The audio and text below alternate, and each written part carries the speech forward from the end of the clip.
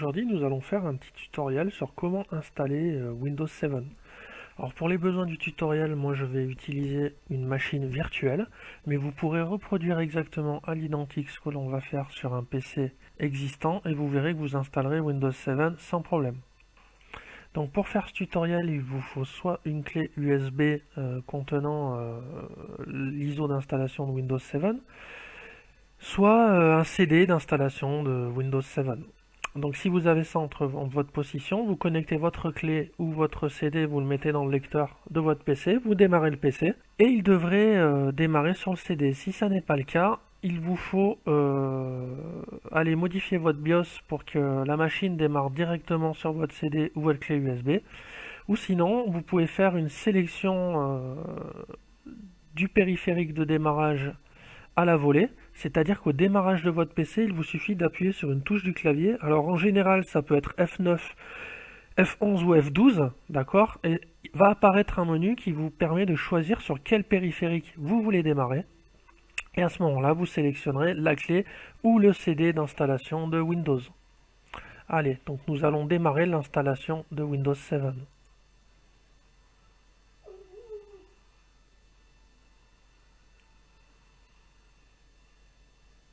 Voilà, donc pour ma part, je démarre directement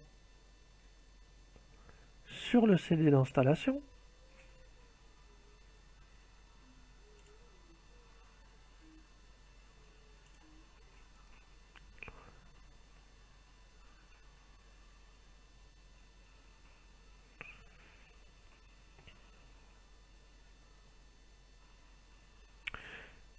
Donc j'arrive dans la fenêtre, on va fermer juste ça, paf. J'arrive dans la fenêtre d'installation de Windows 7, donc je laisse toutes les options en français évidemment. Je lui demande de l'installer maintenant.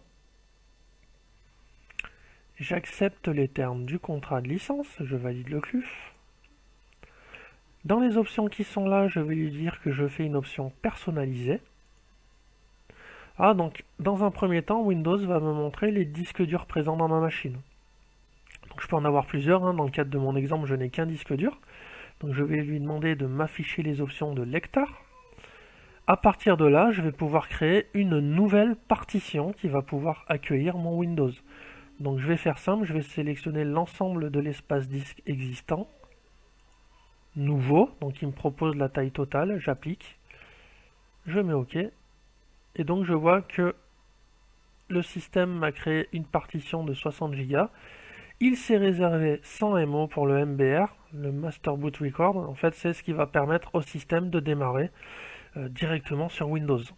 Alors pour ceux qui auraient déjà des disques où il y a des partitions, pas de problème, vous sélectionnez les partitions qui ne vous intéressent plus, vous les supprimez. Alors attention, supprimer une partition revient à supprimer l'ensemble des données qui s'y trouvent. Donc il faut absolument que vous ayez fait une sauvegarde des données si elles sont importantes pour vous. Donc dans notre cadre, nous allons simplement créer donc notre partition d'installation de Windows. Voilà, je mets suivant et vous allez voir que l'installation va démarrer.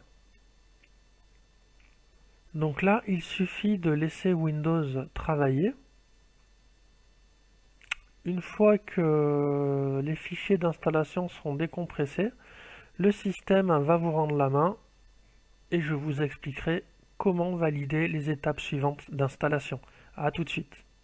Alors, si tout s'est bien déroulé, nous arrivons dans le cadre de l'installation de Windows à une fenêtre qui nous demande de rentrer le nom d'utilisateur.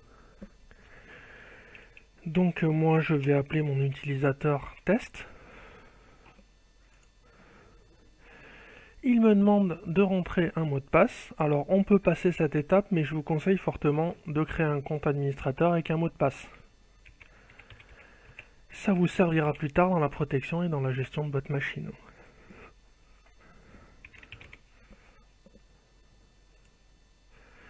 C'est ici que le système nous demande de rentrer la clé produit pour enregistrer et valider la licence de Windows. Donc rentrez ici votre clé produit. Laissez cocher activer automatiquement, comme ça Windows s'activera tout seul. Et dans ce cadre, vous pouvez mettre ensuite suivant. Au niveau du pare-feu, pour l'instant, vous le laissez en utiliser les paramètres recommandés.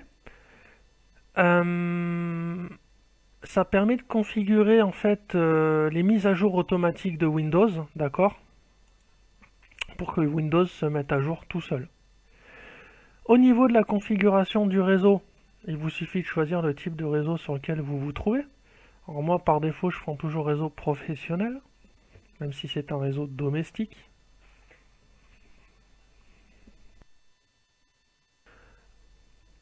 Et voilà, Windows est installé. Alors vous allez me dire, c'est bien, c'est fini. Alors pas tout à fait.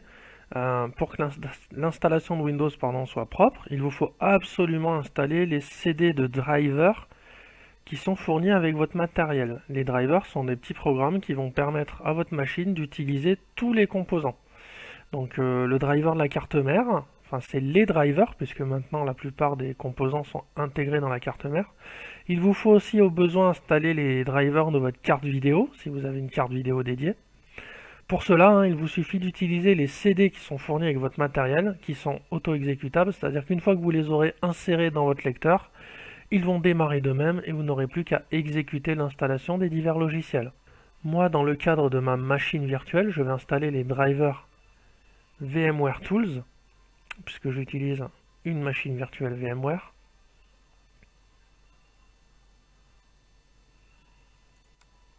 Donc j'ai mis le CD VMware Tools et je vais installer les logiciels qui vont me permettre de fonctionner correctement avec ma machine. Voilà. Donc à l'installation des drivers, le PC va vous demander la plupart du temps de redémarrer, et ce plusieurs fois. Si vous avez plusieurs drivers à installer, évidemment, la machine va vous demander à chaque fois de redémarrer.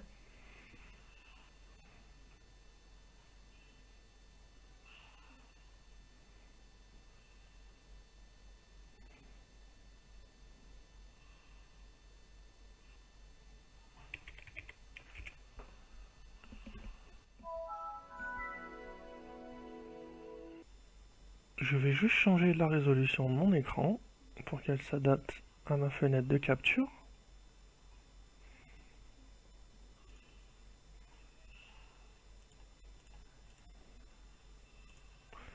Voilà, donc mon Windows est installé, tous mes drivers sont en place. Alors pour vérifier que vos drivers sont bien tous installés, il y a une technique très simple. Vous faites un clic droit sur ordinateur, vous allez sélectionner propriétés, gestionnaire périphérique, et dans le gestionnaire périphérique, tous les périphériques doivent être correctement installés, c'est-à-dire qu'il ne doit pas y avoir de point d'exclamation de périphérique en inconnu, ce qui voudrait dire qu'un de vos périphériques est mal ou pas du tout installé, d'accord? Donc une install clean propre de Windows, tous les périphériques sont correctement installés. Alors dernière petite chose, Windows 7 n'est pas livré par défaut avec un antivirus. Alors ce que je peux vous conseiller de faire, c'est d'ouvrir votre navigateur et d'aller chercher l'antivirus gratuit proposé par Microsoft qui s'appelle Microsoft Security Essential, qui est très simple d'utilisation et d'installation, puisque l'antivirus se gère tout seul. Microsoft Security Essential, check. Donc je vais prendre le premier lien qui m'est proposé et il me propose de télécharger directement l'antivirus, ce que je vais faire. Je vais même l'exécuter à distance.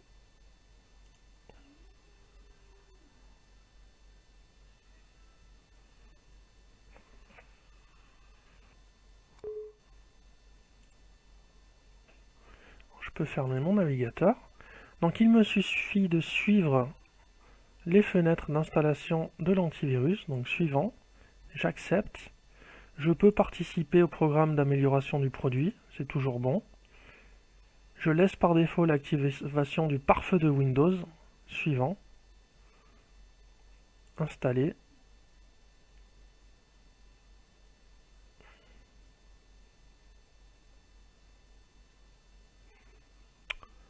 On me propose un redémarrage pour finaliser l'installation de l'antivirus, ce que je vais faire.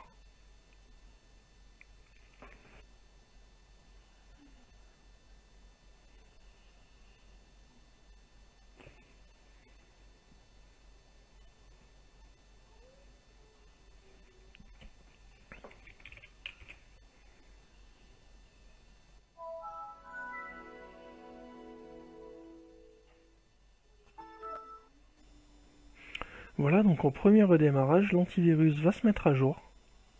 Et une fois que l'antivirus sera à jour, ma machine sera protégée. Sachant que l'antivirus de Microsoft se met à jour en général au rythme de 1 fois par jour. La protection est assez efficace, donc vous pouvez le laisser travailler. C'est un bon logiciel pour du gratuit. Voilà, donc vous avez donc une installation toute propre de votre Windows 7. J'espère que ce tutoriel vous a plu.